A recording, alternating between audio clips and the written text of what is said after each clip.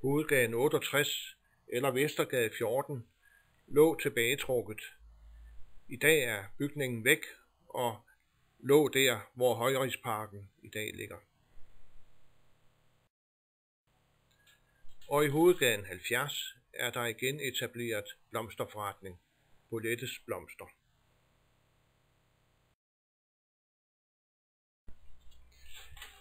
Billedet her er fra omkring 1912. Brabrand har fået sit elektricitetsværk. Der er elmaster til højre og telefonmaster til venstre. Huset til venstre er Hovedgaden 63, hvor der senere bliver slagterforretning og posthus. Og på højre side har vi Hovedgaden 72, hvor der sidenhen er blevet bagerforretning.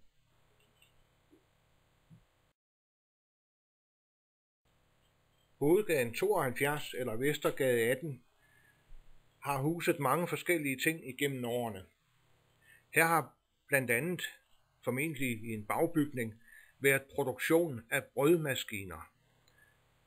Og der har været dansesal, der har været afholdsrestauration. Og endelig så i 1912, der var ejendommen ejet af aktieselskabet Arbejdernes Forsamlingsbygning. Der var også beboelse, og på billedet her ser vi Brabrand Materialhandel, som vi vender tilbage til. En af beboerne i Hovedgaden 72 var i 1910 skræddermester Jens Peter Mikkelsen, og vi ser ham her i familiens skød i formentlig deres pæne stue.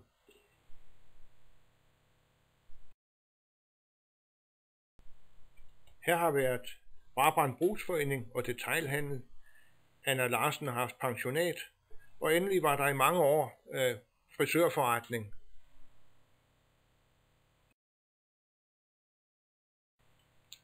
Købmand Hadsund havde fra omkring 1930 og til 1938 Brabrand Materialhandel, og vi ser her købmanden stå i døren. Og indenfor i forretningen var alt stablet pænt på hylderne.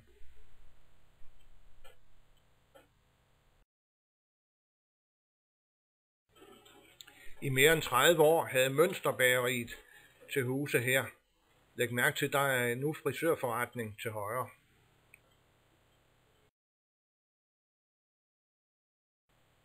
Nu har Guldbageren indrettet sin forretning på hjørnet.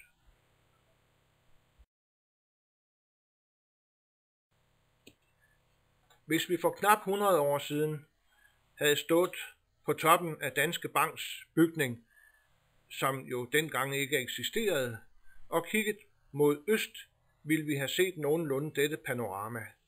Alfahus og Brockenborg til venstre, og der hvor Brabrand Kiosk ligger, og B&O-centeret, der nu ikke er bygget, til højre.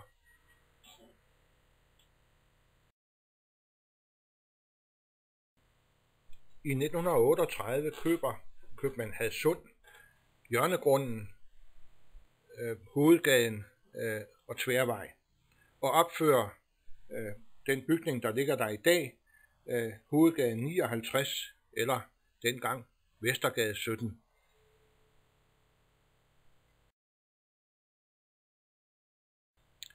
Fra begyndelsen var der plads til 3 forretninger, nemlig Aarhus Privatbank, Brabrand Afdeling, manufakturhandler Åge Poulsen, og endelig Brabrand Materialhandel, som det var købmand Hadsund selv, der ejede.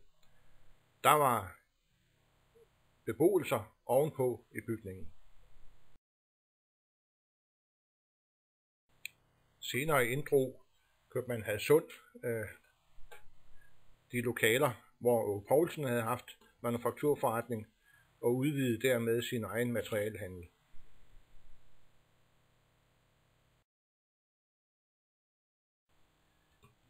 Inde i Aarhus Privatbanks Brabrand-afdeling ser vi her fra højre bankbestyrer Hans Lautrup Petersen, bankkasserer Tage Blok Krese og bankassistent Birgit Singers.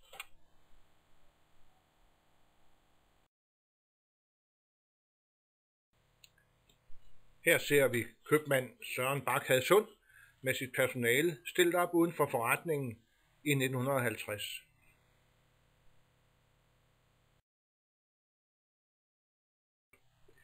I 1967 har købmand Troelsen afløst købmand Hadsund.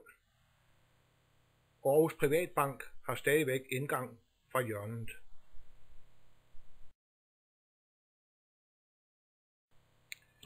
I 1994 har den danske bank overtaget hele forretningsarealet i hovedgaden 59.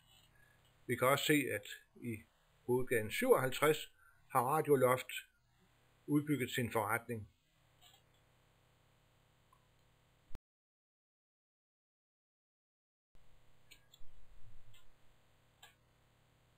I dag hedder det Danske Bank, og hovedindgangen er flyttet op på selve hovedgaden.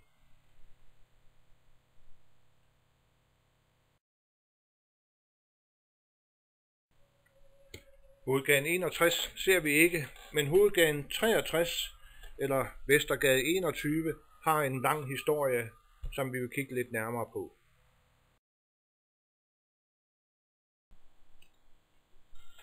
Vi ser her hovedgaden 63 eller Vestergade 21, formentlig i midten af 20'erne, og i hvert fald inden at gavlbygningen, hvor slagtermester Forné siden fik sin forretning, bliver tilbygget.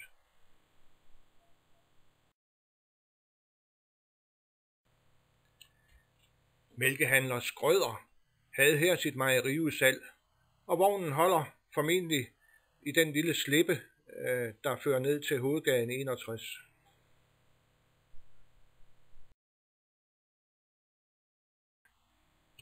Vi ser her gavlbygningen, som slagtermester Forné lod opføre omkring 1925. Forné havde slagterforretning frem til begyndelsen af 1960'erne, hvor slagtermester Bøgeskov så videreførte forretningen indtil 1976, hvor Brabrand Postkontor flytter hertil fra hovedgaden 25.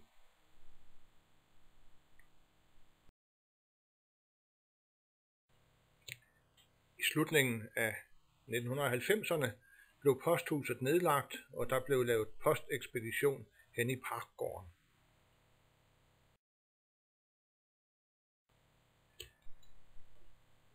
I 2010 har kosmetolog Maria Banzov etableret forretning i ejendommen.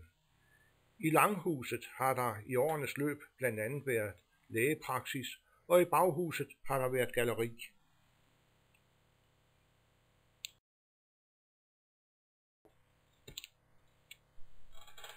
Og vi står omtrent ud for hovedgaden 63 og vender blikket mod øst. Billedet her er fra ca. 1950.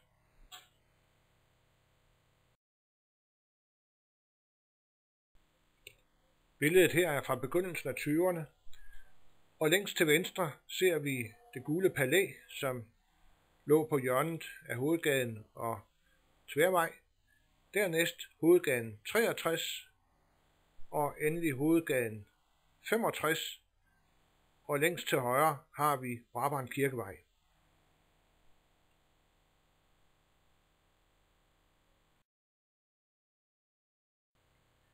En del handlende kørte rundt og faldbød deres varer. Her ser vi i 1950 fiskehandler Hugo Let Sørensen med sin vogn med friske fisk.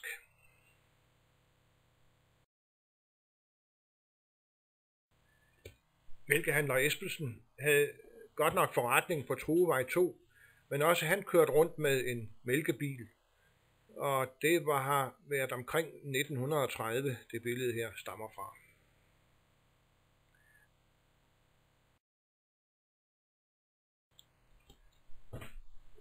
Og det lille cykelbud supplerede udmærket med en hurtig leverance.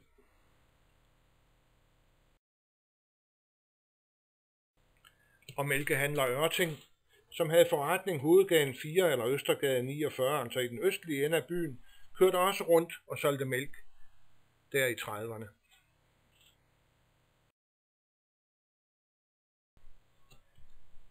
Fotografen står på Brabrand Kirkevej og kigger op ad Truevej. Og på venstre side ser vi den store hjørneejendom, hvor Anton Jacobsen i 1904 byggede sin købmandsforretning. Og på højre side af Truevej, Truevej nummer 2, ser vi Espensens mælkeforretning. Eller rettere sagt der, hvor han senere etablerer sin mælkeforretning.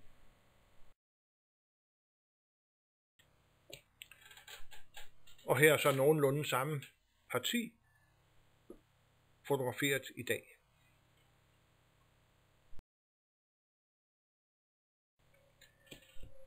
Vi kigger ud af et tagvindue på bagerens bygning, Hovedgaden 72, og ser de 5 huse mellem Brabrand Kirkevej og Voldbækvej. Det er Hovedgaden 67, 69, 71, 73 og 75, eller i sin tid Vestergade 25 til 33. I det første hus har der senest været blomsterforretning, men Guldsmed Lund, som vi vender tilbage til, har også haft forretning her. Nummer 69 hed oprindeligt Villa Hjemly. Det er opført i 1902, og her har blandt andet installatør Ejstrup haft forretning. Der har været gavebod og parfumeri Madame.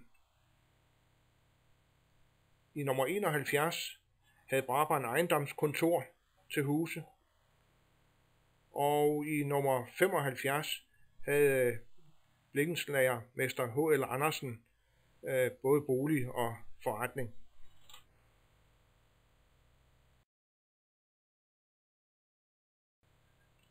Vi er tilbage omkring 1905, og vi ser igen husrækken Hovedgaden 67 til 75 fra venstre.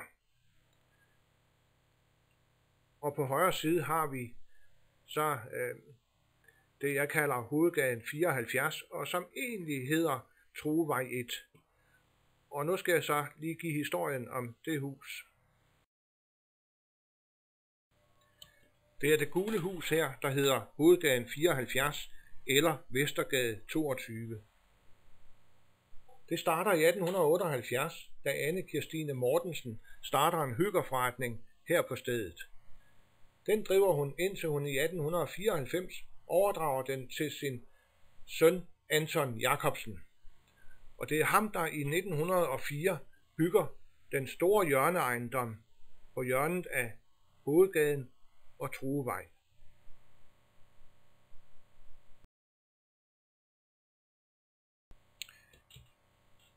Anton Jacobsen driver forretningen til 1912, hvor han overdrager den til sin svigersøn Jens Frejerslev, som så viderefører forretningen under navnet Jacobsen og Frejerslev.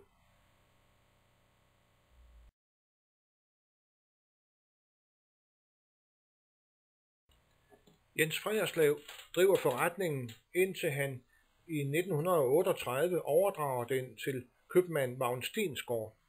Og Frejerslev flytter så over i Hovedgaden 55, der hvor der er kiosk, og starter en ny købmandsforretning der. Det første hus i rækken er igen Hovedgaden 67, og det var her, at Urmager Lund havde sin forretning i årene 1934 til 1947. Men også tidligere Aarhus Privatbank, altså den nuværende Danske Bank, har på et tidspunkt haft filial i denne bygning. Og endelig har manufakturhandler Åge Poulsen haft forretning her.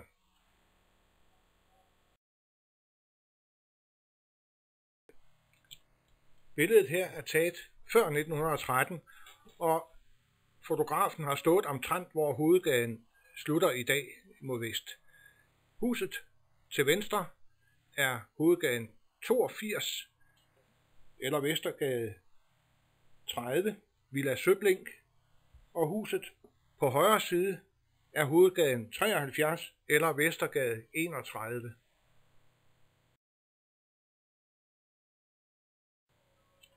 I 1913 opførte murermester Edvard Petersen hovedgaden 75 eller Vestergade 33 for blikkenslagermester H.L. Andersen, som ses her foran huset med familien.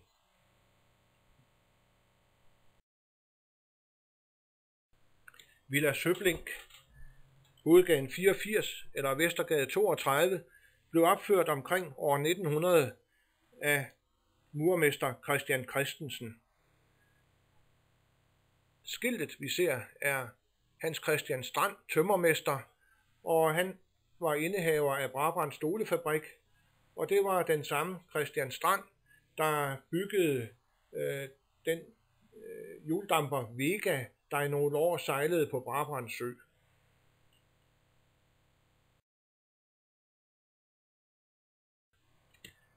Her ser vi murermester Christian Christensens familie med fru Helga og børnene.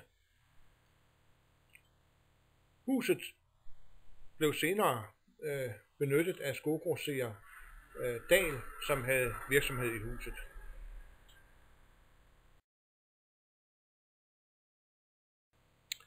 Hovedgaden 84 eller Vestergade 32, Villa Vest.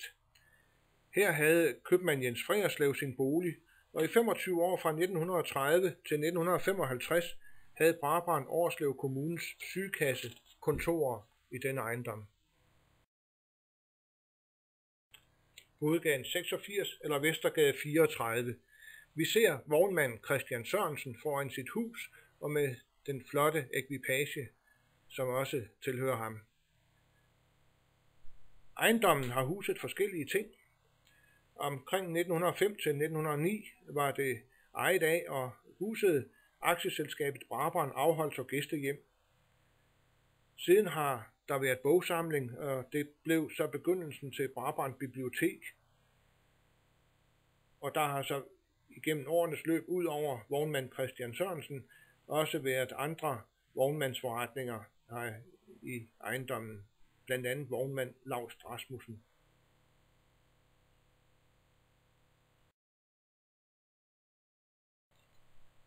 Udover Christian Sørensens fine ekvipage fra det tidligere billede, har der igennem årene været mange forskellige transportmidler, der har fragtet passagerer igennem Brabrand Hovedgade.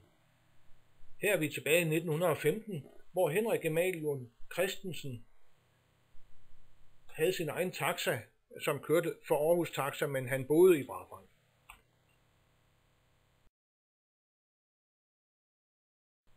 Og Hans Daugaard var først bager, men etablerede sig senere som lillebilvognmand.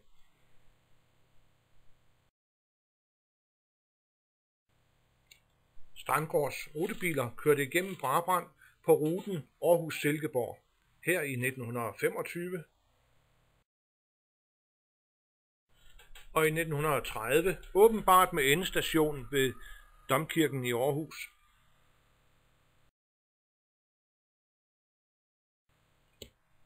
Så en mere moderne rutebil i 1935.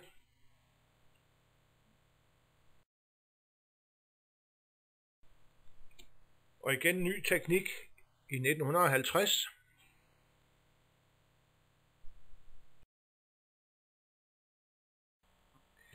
Efterhånden som indbyggerantallet i Brabrand steg voldsomt, var der god brug for Strandgaards koncession på rutebil eller busdrift mellem Aarhus og Brabrand.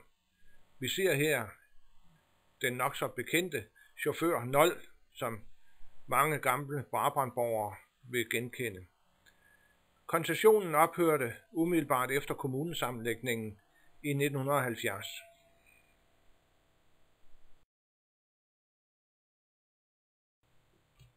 Udover busdrift havde Strandgaard også en omfattende kørsel med turister.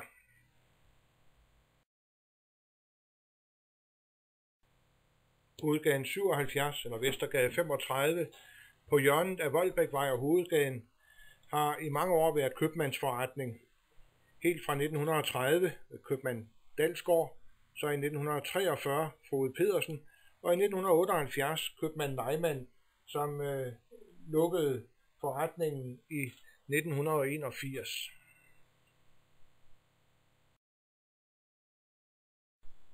Hovedgaden 79 eller Vestergade 37 var i årene 1915 til 17 lægebolig. I det læge Arvid Klasson flyttede ind her og boede her i 2 år, inden han i 1917 købte Villa Pax Hovedgaden 16. Siden har der været salmager og møbelforretning, blikkenslager J.C. Astrup har boet her, Brabrand Cykelservice. Der har været ostehandler ved Osman Danielsen, og endelig fra 1978 boede glassliber Kai E. Petersen her. I nogle år var der i øvrigt også kontor i kælderen i det arbejdsmændenes fagforening havde til huse her.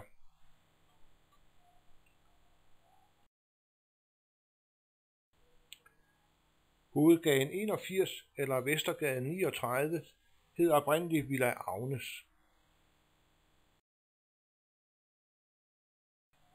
Hovedgaden 83 eller Vestergade 41 hed Villa Solhøj. Det blev bygget for de to da forhenværende skolebestyrere, Marie Jørgensen og Karen Skjoldelev Hansen, da de i 1930 sluttede over på Dyssehøj.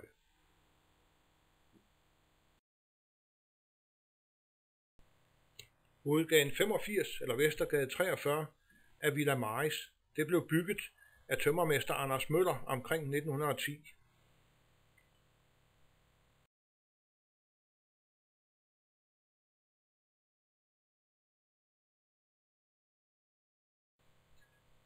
Vi slutter med Villa Dyssehøj, Hovedgaden 94 eller Vestergade 42, som det hed for mange år siden.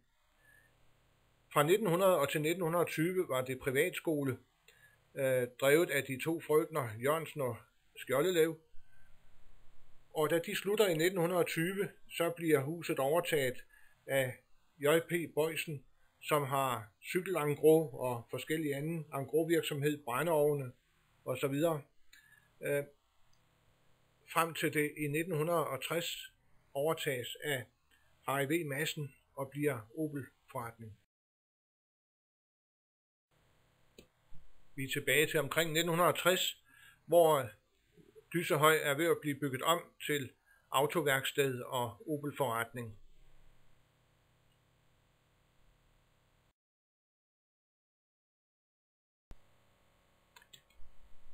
Vi er nu i 2010, og Dyssehøj er lukket. Bilerne er væk.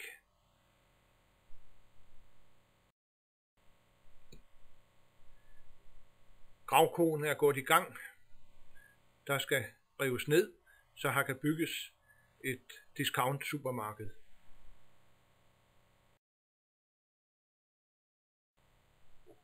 Men til slut går vi tilbage i tiden og panorerer over den vestlige del af Brabrand Hovedgade, som det var før 1920.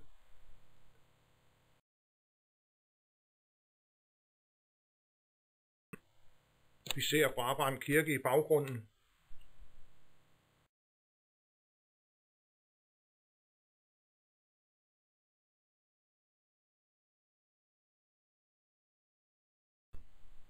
Og slutter ude ved privatskolen Dyssehøj.